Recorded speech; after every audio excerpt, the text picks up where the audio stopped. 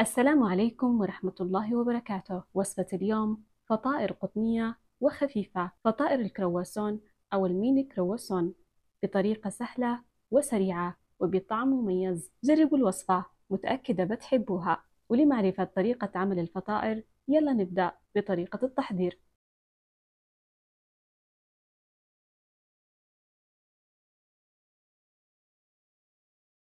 ولعمل الفطائر بنحتاج كوب ونصف حليب دافئ أو كوب ونصف ماء مع 3 ملعقة كبيرة حليب بودرة، وبنضيف 3 ملعقة كبيرة سكر وملعقة كبيرة خميرة فورية وملعقة صغيرة خل. إضافة الخل يعتبر محسن طبيعي لأي نوع معجنات. وبعدين بنخلط المكونات تمام وبنغطي الوعاء حتى نختبر الخميرة. مهم جدا الخطوة دي حتى نعرف إذا الخميرة بتتفاعل معانا أو لا. وإذا ما تفاعلت معاكم الخميرة نغير الخميرة لأن العجينة ما بتتخمر معانا وبتفشل الوصفة. وبعد ما خلطنا المكونات تمام بنغطي الوعاء لمدة 5 دقائق. وبعد ما مرت 5 دقائق ومثل ما تلاحظوا تفاعلت الخميرة، بنضيف ربع كوب زبادي.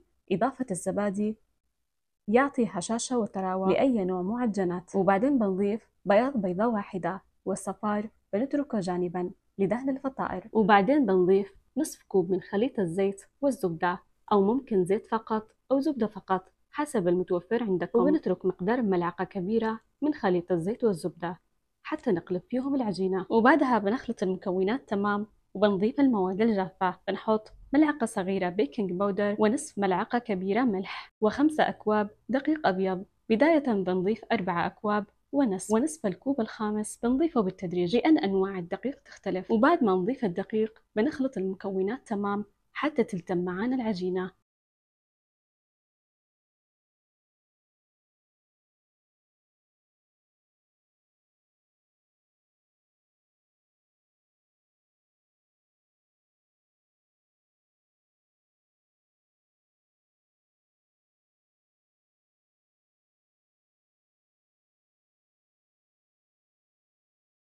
وبعد ما التمت معانا العجينة بنعجنها لمدة ربع ساعة باليد أو 10 دقائق بالعجانة. مهم جدا فترة العجن حتى نحصل على فطائر هشة وقطنية.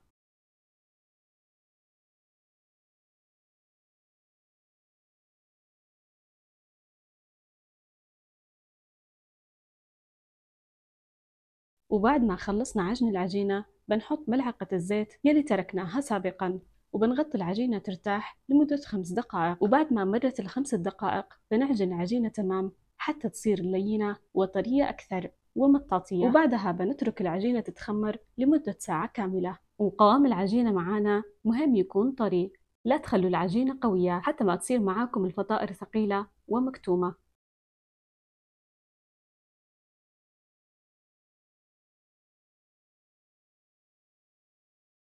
وبعدها بننتقل لتجهيز الحشوة. طبعا ممكن تحشوا فطائر الكرواسون شوكولاتة أو ممكن أي حشوة مالحة. أنا بحشيها جبن مربعات، استخدمت المراعي. ممكن تحشوا أي حشوة تفضلوها.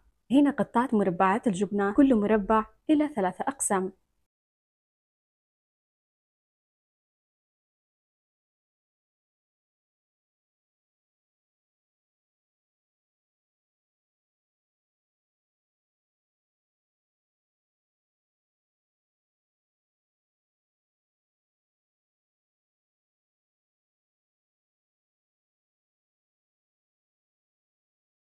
وبعد ما مرت ساعة كاملة اختمرت العجينة. بنرش سطح العمل بالدقيق وبعدين بنفرغ العجينة تمام من الهواء وبنقسم العجينة إلى 3 كرات متساوية.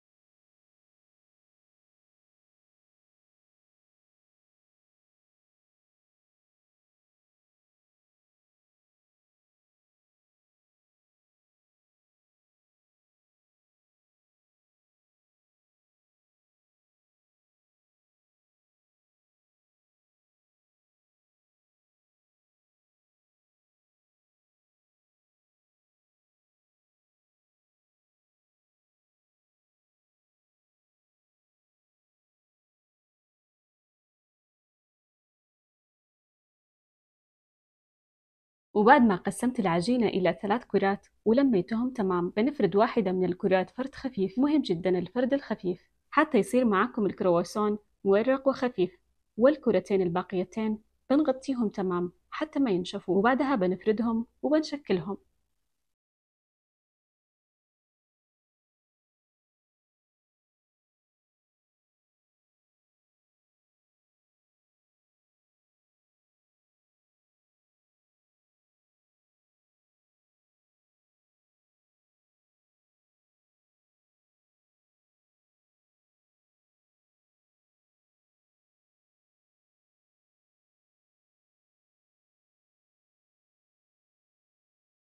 وبعد ما نخلص فردها بنقسمها إلى مثلثات كما هو موضح.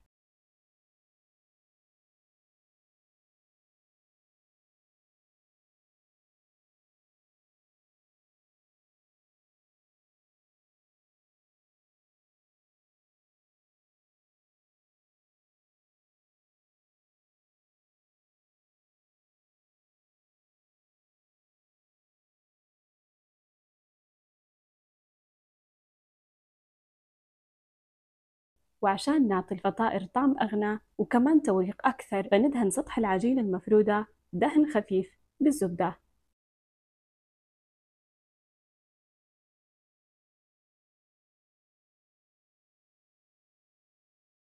وبعد ما ندهن سطح العجينة بشوية زبدة، بنوزع بأطراف كل مثلث قطعة من الجبن، وبعدها بنلف كل مثلث كما هو موضح مع شد المثلث شوية حتى تصير كل حبة كرواسون خفيفة ومورقة. وبنفرد باقي الكرات بنفس الطريقة وبنحشيها بنفس الطريقة، وممكن تحشوهم عدة حشوات بحسب رغبتكم.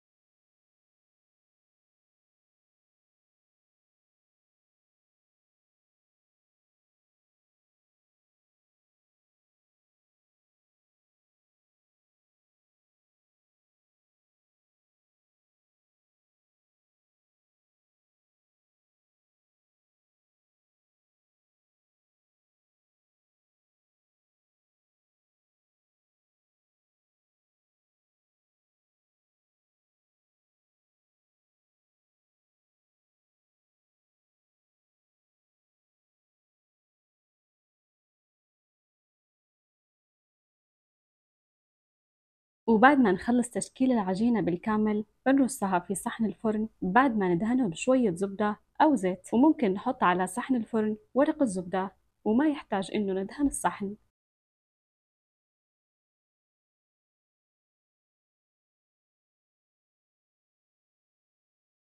وبعد ما نرصهم بالكامل بنغطيهم تمام وبنخليهم يتخمروا لمدة نصف ساعة.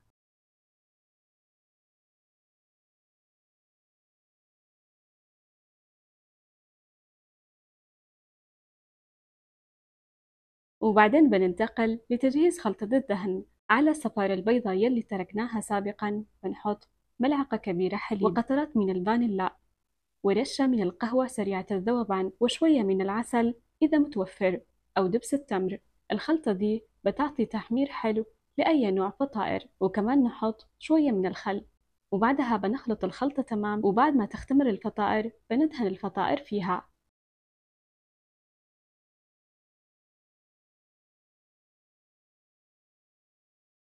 وهنا بعد ما تخمرت الفطائر بندهنها تمام، وبعدها بنرشها بالحبة السوداء وممكن السمسم الأبيض. وقبل ما ندهن الفطائر نسخن الفرن على درجة حرارة 200 مئوية حتى يسخن الفرن تمام. مهم جدا فترة التسخين لأي نوع فطائر حتى تصير معاكم هشة ومورقة وطرية، لأنه لو حطينا الفطائر والفرن بارد بتصير معاكم الفطائر قاسية وناشفة، لذلك مهم جدا فترة التسخين. وبعد ما نسخن الفرن تمام بنحط صحن الفطائر بالرف الوسط على درجة حرارة 200 لمدة 10 دقائق فقط، وبعدها بنطفي النار من تحت وبنشغل فوق وبنخلي النار هادئة حتى نحصل على تحمير كامل وموحد. فترة الاستواء بالكامل حوالي ربع ساعة مع المراقبة.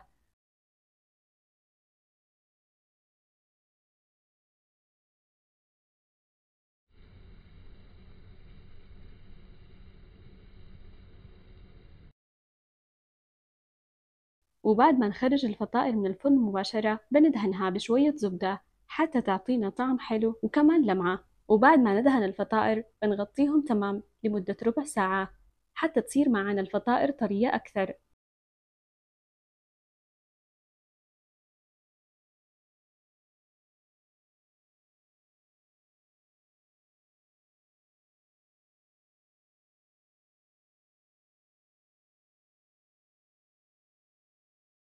وبعد ما مرت ربع ساعة ومثل ما تلاحظوا الفطائر قطنية وطرية وكمان مورقة. طريقة سهلة وطعم مميز. أتمنى تجربوا الوصفة لأنها جدا مميزة وناجحة. وأخيرا أتمنى تكونوا استمتعتوا واستفدتم في فيديو اليوم، ولا تنسوا مشاركة الفيديو مع أصدقائكم حتى تعم الفائدة. في أمان الله.